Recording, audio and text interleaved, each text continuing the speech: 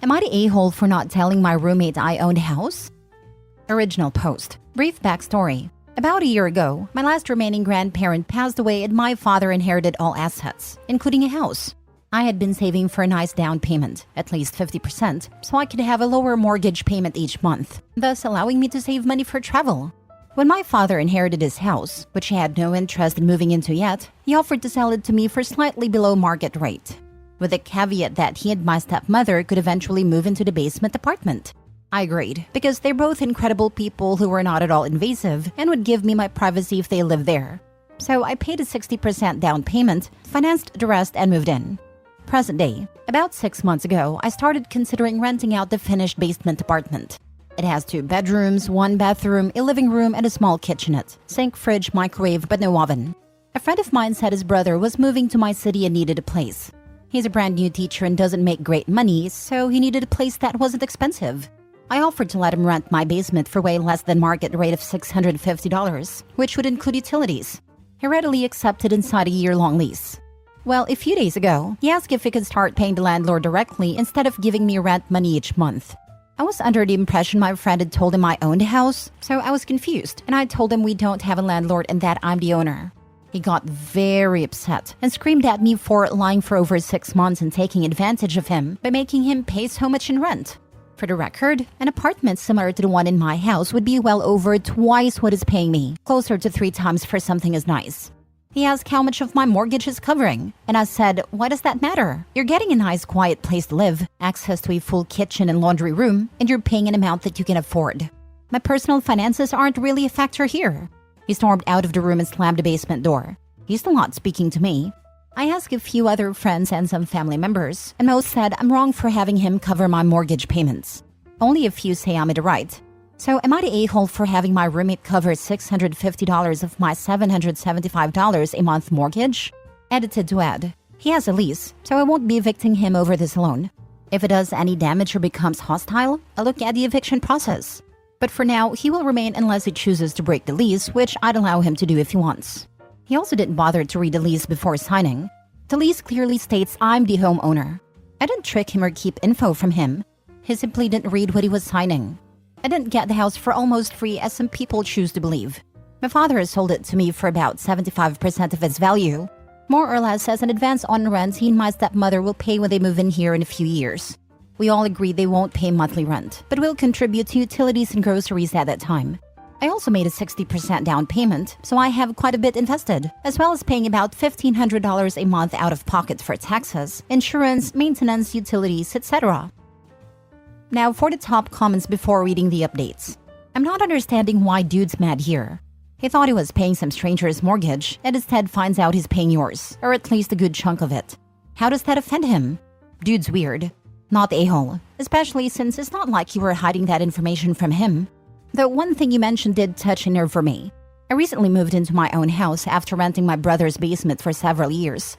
I was paying about 75% of what rent in our area would have been, and while I technically had access to a full kitchen, in practice I never really had use of it. I had to get used to eating mostly microwavable or frozen meals, because with multiple grown people cooking and he and his wife having priority due to being the homeowners, and our differing schedules, as I worked second shift, so I was trying to eat my first meal of the day while they were making dinner. And they were in bed 5 to 6 hours before me, so I couldn't make noise in the shared spaces. I was really locked out of doing much, and ate like crap for those years. The full bath was a similar story. Just having access to something doesn't mean you have use of it in practice. So renting someone's basement isn't the same as having a full personal living space. I have no rules regarding when he uses the kitchen or laundry room. I work long hours, so I'm not home a lot of the day and evening. He gets in at about 4 p.m. and I'm not back until closer to 8 p.m. OMG, are they freaking serious? What do they think people do when they rent? They cover the landlord's mortgage payment. You are definitely not the a-hole, and quite honestly, do not renew the lease with this person. How entitled can one person be? I rented an Airbnb for a few months when I was new to the area. More precisely, I rented a bedroom. Yes, I had access to the kitchen, shared bathroom with whoever else were guests, shared laundry room, and pool, but still, bedroom. For more than you're charging for a finished basement apartment. It sounds like your renter is going to get sticker shock when he moves out. Tell everyone who thinks you're ripping the guy off to check the market rate for the area, then go kick rocks. Were you supposed to let him stay for free? Again, not the a-hole, but I think I'd start looking for smarter friends. I'm only friends with his brother, and he thinks he's an absolute moron for being mad over cheap rent. He came over here yesterday and basically told his brother what an idiot he is, which made me laugh since I could hear him from upstairs. Well, at least you have him on your side. Good grief. I can't imagine going through life so dense. Don't forget, the tenant is a teacher, shaping young minds. I fear for future generations impacted by this buffoon. Not the a-hole. The question is the mortgage. Is fair market rate for what he's getting. I get the shock he's feeling, but is not entitled to free housing just because you're friends. God, I hate defending a landlord. Makes me feel dirty. I did not create an LLC or anything. Although I did have an attorney write the lease, I made sure it included no penalty for breaking it early as long as I'm given 45 days notice. I can definitely make the payments without a roommate, but wanted to be able to save more each month simply because I like to travel. And I'm also taking on the financial responsibility for repairs and such since I do own a house. You're also paying every other household bill for things he's using as well. Plus taxes, insurance, repairs. It can add up quickly. Taxes and insurance are more than the principal for my mortgage each month. Now for the first update. I intended to speak to him over the weekend, but he never returned my texts asking when a good time to discuss things would be. So Sunday afternoon, I sent a text stating I would be entering the basement at 6 p.m. Monday evening. He never replied. When I went into the basement, some of his belongings were there but some weren't. Bed was there, but no dresser or side tables. And the second bedroom he was using as an office has nothing but boxes. The kitchenette was disgusting. The carpets were filthy, and walls had dents and divots in them. And the paint. I left him a note stating he needs to do some repairs and clean the kitchenette so as not to attract vermin. Then I went back upstairs. Well, he came back in today, early this morning, and was fuming at me for entering the basement without permission. I told him I had given him more than 24 hours notice per the lease via text message before entering his area. His reply was that he didn't get that because he blocked my number. So somehow it's still my fault for not informing him I would be down there. I asked him if he intends to stay out of the lease or if he wants to break it. He said he's leaving and will live in his car until he finds a new place. I told him that's fine and that if he has all his belongings out by the end of the month, I won't make him pay September and half of October's rent, as the lease requires, and I'll refund the days he isn't here. He tried to tell me he doesn't need to pay that rent because he has 45 days to vacate. But that's only the notice period if he intends to leave. The lease still requires rent for those 45 days. So he's mad about that. I told him I'm being kind by letting him out early with zero financial repercussions. He was also told he's required to leave the apartment as clean as it was when he moved in, which was spotless since I had it professionally cleaned prior to his lease beginning, or he would not get his deposit back. He's throwing a tantrum about that too. He seems to be working on clearing the rest of his stuff out now. I told him when he's done, send me notice in writing, text or email, and I'll send him a refund for the days in August he isn't occupying the apartment. I have indoor ring cameras that I turned off when he moved in, but I've turned them back on until he's gone. I won't trust that he won't do more damage. Right now, I've locked myself in my office on the second story since he's really mad and was throwing things around in the basement and main kitchen. His brother and sister-in-law are also coming over the next hour or so because I don't feel entirely safe being alone in the house with him. As soon as he gives me notice that he's completely vacated the apartment, I'll be changing or deleting all the passwords/codes for all the deadbolts, alarm system, internet, etc. so he can't access anything at all. I'm ready to be done with him and to feel safe in my own home again. Thanks to all who read the original post in AITA. I'll post any additional updates here in my profile, though I hope this is the end of it. Reality's gonna slap him so hard in the face. I think it already has. He moved all his stuff out, notified me of his complete vacancy of the apartment, and is already whining to his brother about not being able to find anything online in his price range, which I'm told is $800 a month with utilities included. He won't find that where we are, unless he shares a bedroom with at least one other person. Well, that's not your problem anymore, fortunately. Just focus on your well-being and safety. I hope you are safe. I think he cannot comprehend you being the owner. Such a moron. They made some vague threats. Nothing I feel I should call the police over, but I still let his brother know just in case. My friend's wife is mad and is on her way over. My friend will be here after he finishes work. Out of curiosity, how old is this guy? I'm also kind of amazed he's responsible for children if he's throwing tantrums like this. He's either 22 or 23. I don't remember. He graduated college in December, so his early 20s. I'm genuinely baffled by this guy. Like, I'd move in right now for that price. And I don't even live in a state with particularly high cost of living. The only thing I can think of outside of straight mental issues is a huge sense of entitlement. Man's never been told no.